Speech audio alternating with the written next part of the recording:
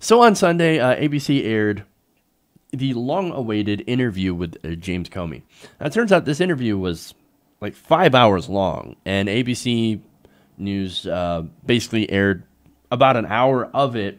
So there's some transcripts and stuff that I'm going to actually read that isn't in the actual video. Now, I want to focus on a little bit more of the salacious stuff that's in here. Because, look, we know that Comey is not a huge fan of Donald Trump, thinks he's unqualified and all that stuff. Yeah, that stuff is, look, we already know about that, and that's actually some of the least interesting stuff. I actually want to talk about the alleged incident in 2013 that was addressed, which is also known as the PP tape. So we're going to have fun here. Now, look, we've known for a while that Comey had a private meeting with President Trump about the so-called Steele dossier. Now, look, a lot of that dossier, very salacious, but also incredibly unverified, and I've talked about that before. So this tape, supposed tape, if it exists, is something that a lot of people are very interested in seeing whether or not it's true. A lot of people are like, I don't know, is it PP tape real? Is it not real? I don't know. Very interesting. Now, it's kind of like a weird fascination in a way. Look, to me, it's like, okay, look, do whatever, do you. Okay. And look, I've said before that I'm actually very skeptical about its existence. However, President Trump's reaction to the possible existence of this tape kind of does make you think, wait a minute, this could be real.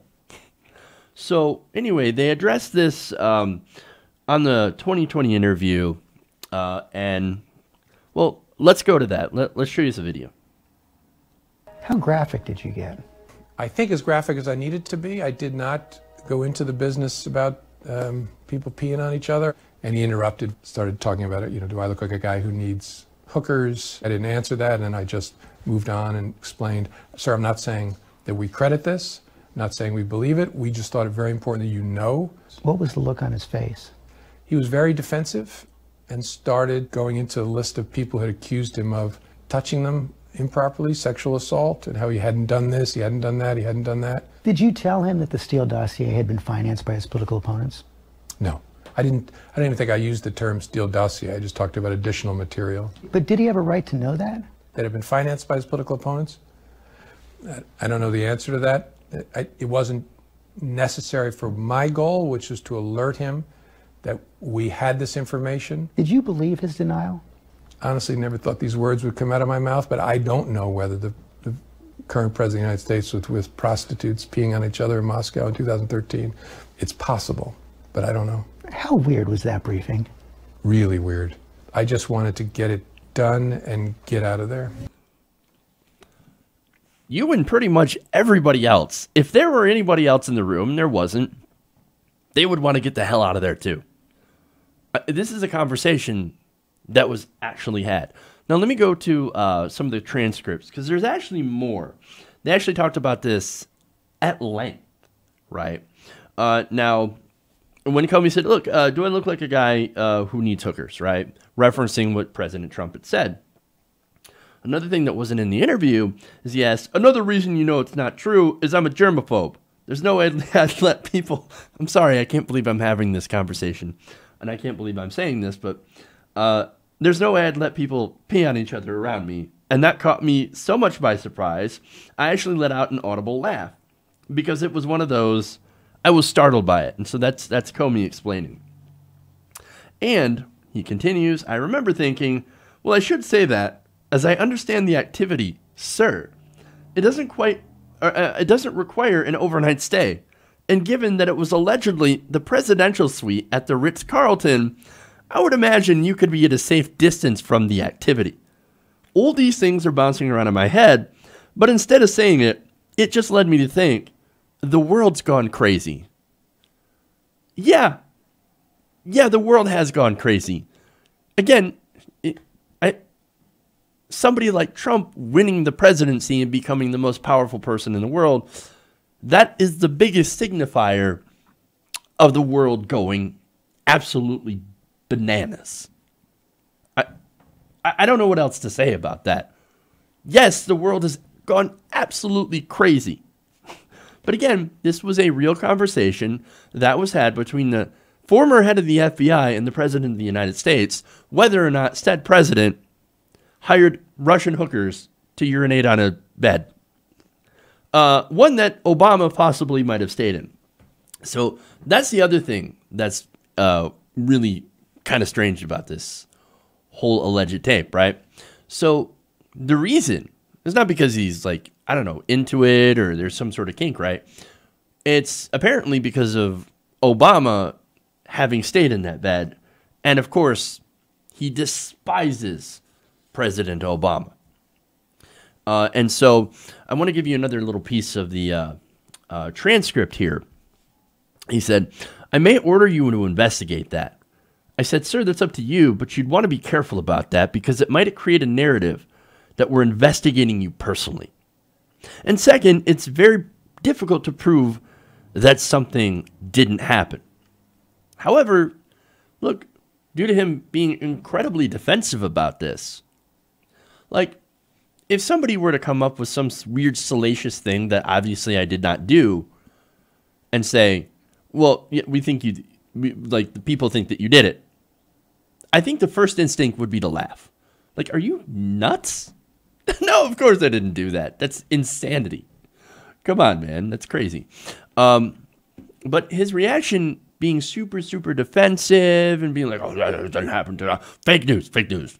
Liar, slime ball. I don't know. The more I think defensive you get about something, the more it tends to be true. And again, I'm not saying that it's 100% because it is unverified. And to be honest, if there's a tape, I do not want to see that. I'm not interested. But anyway, now, this would not surprise me if it did exist. Again, going back to President Obama and how much he despised him, he actually hated Obama that much.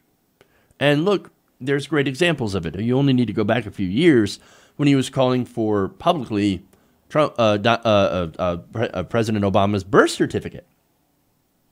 He'd go on Fox News and be like, oh, don't worry, I got investigators down there in Hawaii. They're going to find the birth certificate. You schmuck, you idiot. They already have the birth certificate. He showed you the long form. He showed everybody the long form. Oh, no. Obama wasn't born here.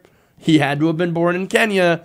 And then somehow the Democrats had to have invented a time machine and gone back and changed the birth records and all that stuff just to allow the first black president. That's insanity. But again, that's the universe birthers exist in. But look, it's not just what he said on cable news about President Obama. It's actually what he's done in office. I mean, you look at his policy positions. If there is one thing that has been constant about Donald Trump, is that if Obama did something, if Obama had an achievement, if Obama did a policy, then Trump, he's got to do the exact opposite. He's got to take whatever Obama had done, good or bad, and eliminate it. And I don't know why. Like, I can't explain why. Maybe it's racism. Maybe it's just a pathology. Maybe it's a jealousy. There's something in there, right? Look, and on the racism front, let's take the Central Park Five, right? Central Park Five, Donald Trump, when they were proven to be innocent of the crime that they were wrongfully accused and incarcerated for, President Trump, he's like, I don't care if they're proven innocent. Murder them anyway. Kill them anyway. I mean, what the hell? Again, he is a deeply racist individual and he has a deeply racist past. But I'm guessing that it goes further than that.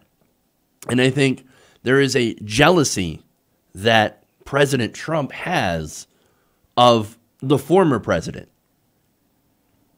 Nonetheless, right, regardless of why he was so angry at Obama, and still is angry at Obama, and angry enough to possibly do this strange act. Look, regardless, this Comey interview has Trump in a white-hot blind rage. And with a reaction like this, it kind of makes you think, maybe. Hey everybody, thanks for watching this video. If you want to see more like this, please hit the subscribe button below. And if you want to support truly independent progressive media, please consider becoming a patron at patreon.com/TYTNation.